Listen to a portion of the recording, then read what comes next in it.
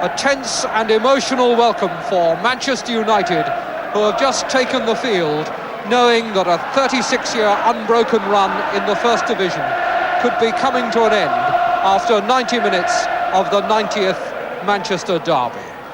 An emotional afternoon, certainly, and one can only speculate at the thoughts in the minds of the players. Men like Alex Stepney, the only survivor of the 1968 European Cup winners team.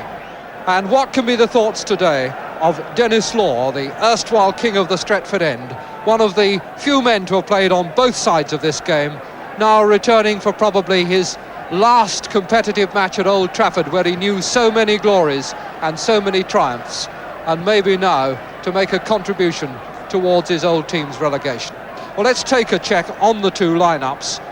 Manchester United unchanged. Tommy Docherty has faith in the side beaten at Goodison Park on Tuesday, the setback which has made life so difficult for them today. Mick Martin, the substitute. And Manchester City, they too are unchanged for their last game of the season.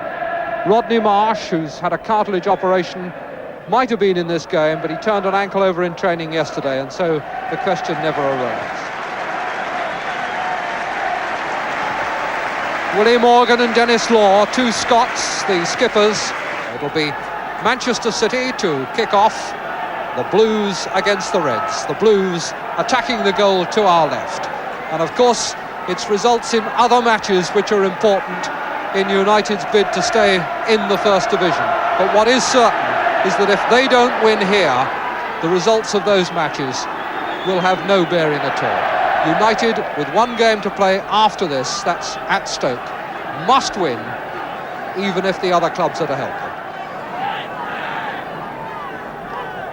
Booth there before McIlroy, but at the expense of a corner.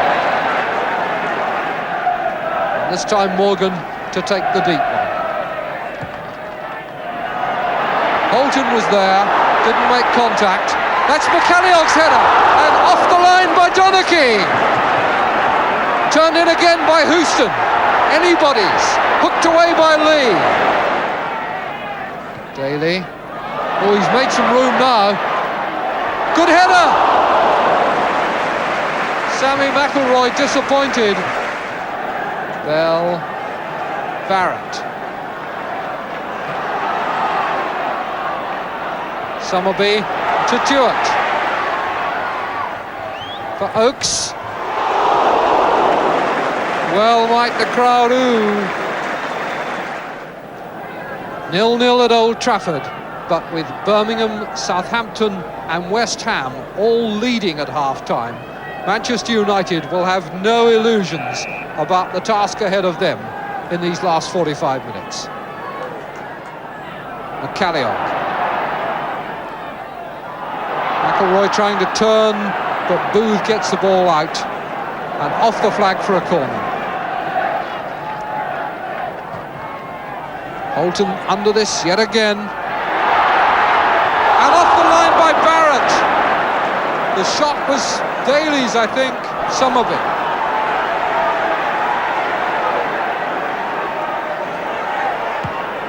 Across field, a beautiful ball for Tueart. Can he make it tell? Pulled across for Lee and he couldn't reach it.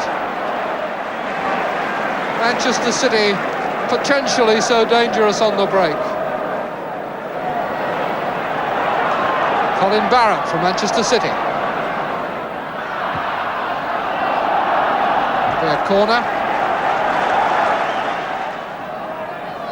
Summerbee's corner. Tueart setting himself and putting it over Stepney's head against the bar.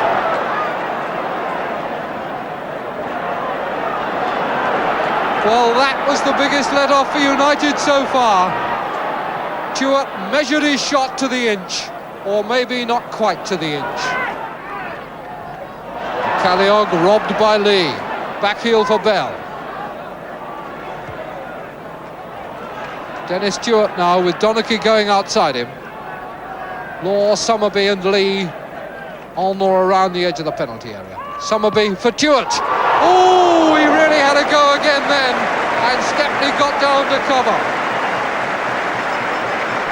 Twice in a matter of a minute or so, Denis Tueart Foiled, first by the woodwork, the second time by Stepney. Morgan.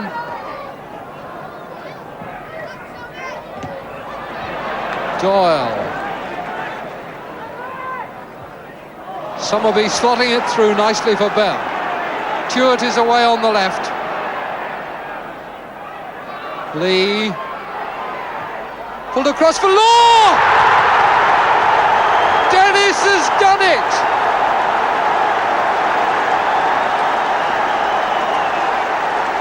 And no elation there at all from Denis Law. He'll not have scored a cheekier goal on this ground where he's seen so many triumphs. Just look at that little back heel. We've got an invasion of the pitch that we could well do without. The referee is wanting to take the players off. There are officials down on the touchline talking to him.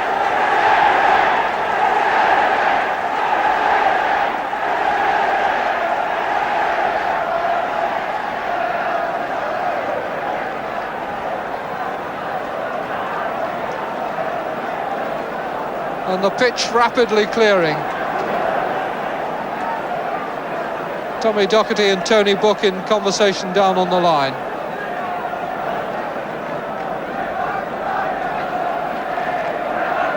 It surely is over now. And Denis is going to come off.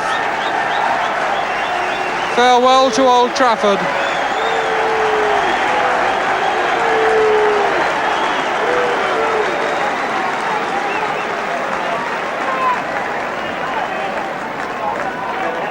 And Denis leaves the scene, almost certainly for the last time at Old Trafford.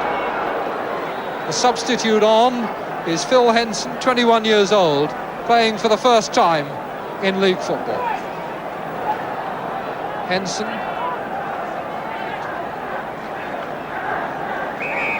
Fouled by Summerbee. It's as though we've got flower bombs or something being thrown from the Stratford end now.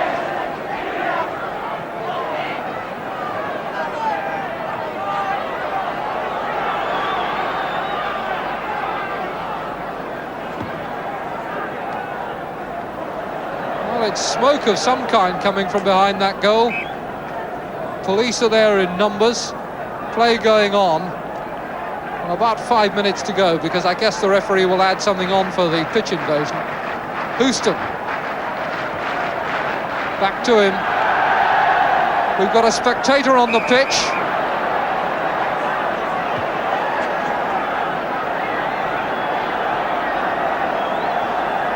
Well, this is not a very happy day for Manchester, whichever side of the fence you sit on. And one could do with Manchester supporters not to let down the name of the city. We've got two more on the pitch, one at each end. Martin Buchan leading one away. Still smoke eddying out from behind the goal as play restarts. Difficult for the players to keep concentration in circumstances like this.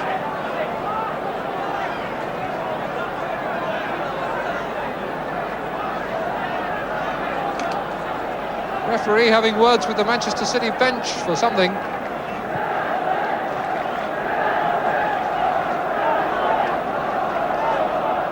Barrett to Lee, Holton holding him off and getting the ball back to Stepney.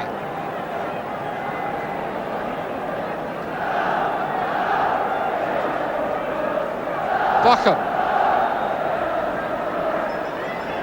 Forsyth.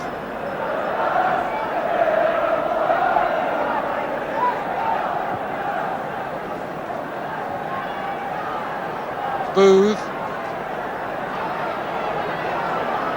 Booth coming away with the ball.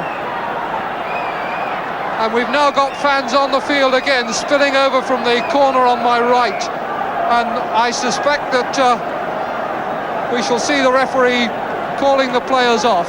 Yes, he's taking them off. We have in fact had 45 minutes in this game, and I don't see him bringing them back on. So that presumably is the end of the game, and apart from 90 minutes at Stoke on Monday, the end of Manchester United's 36 years unbroken run in the First Division. Sent there by the last kick that Denis Law is likely to take on this field, and the end of a sad, sad season for Manchester United.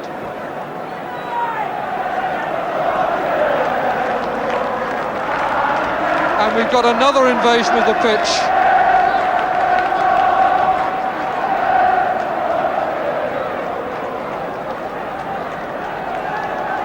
And the season at Old Trafford not so much ending as disintegrating.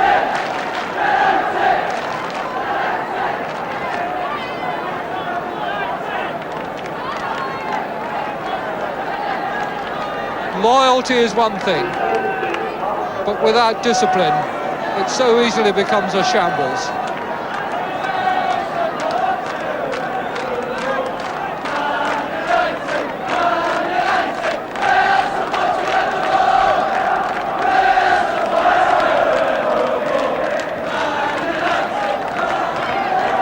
And now a police cordon marches on, and the rabble retreat.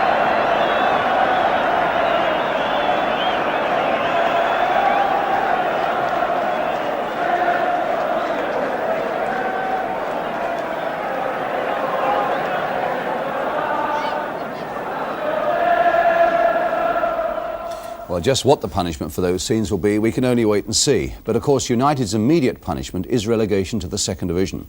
And Gerald Sinsat asked the Manchester United manager, Tommy Docherty, for his reaction to that. Obviously very difficult. They're a very young side. Even the older players are obviously very upset. I myself, I'm very upset. I'm upset for the players because they've given so much. I'm upset for the directors and the supporters, because I feel very ashamed and very embarrassed to be in this position. There is no doubt about it in my mind that everyone that plays against Manchester United, they play twice as hard and run twice as fast, and they all like to beat us and they all like to bring us down, and this is a difficult thing to overcome. How could Everton beat us then beat Southampton 3-0? It's just not on, and this is the type of thing that happens, and I feel very sorry for them because they've given so much. And no manager could have asked for more than I've got from these fellas. What did you say to them when they came in? Well, I couldn't speak for a change. You know, it's very, as you say, it's very embarrassing. In as much as what can you say? You know, we've been lifting them all season and they've responded magnificently. And it's very difficult. Young players don't realise probably the seriousness of it. What about your own fans, Tom? This tremendous loyalty and enthusiasm they have for you, and yet at times it embarrasses you when it gets out of hand like today. It never embarrassed me. They're great supporters. And today's incident, I was here last year and Mr. Olive said to me, be prepared at the end of the game, Tom. They come running on the pitch, pick up pieces of grass, and they probably thought it was time up today and they ran onto the pitch. It wasn't the right thing to do. I'm not saying it was. It was unfortunate. There was some injury time, I believe, which, you know, I was a bit surprised about. I'm not the timekeeper. The referee was in a very difficult I certainly position. thought there were a few minutes to go. Yes, the referee had a very difficult job to do, and so did the chief of police. And this is where I feel it's very, very difficult. And since the Nottingham Forest match, of course, this is the second or third time it's happened. And unless something's done, of course, it's going to happen a lot more. A couple of points I think that need to be made after Tommy Docherty has said that the fans may have thought that the final whistle had gone. If this were the case, surely when Sir Matt Busby appealed to them to leave the pitch, as he did, that they would have done so, particularly in the face of such a strong force of policemen. And secondly, after all, what was there for the United fans to go onto the pitch to celebrate in any case? Now, I believe the solution is clearer than ever, that fans at bigger games like this have simply got to be fenced in. We said it on this programme after the Newcastle affair. We'd repeat it again now. After all, it happens in Holland, it happens in Germany, it happens in Italy, it happens right through South America. And please don't say to me, that's all very well for those volatile foreigners, but not for us. After this season, I don't think we can ever say that again.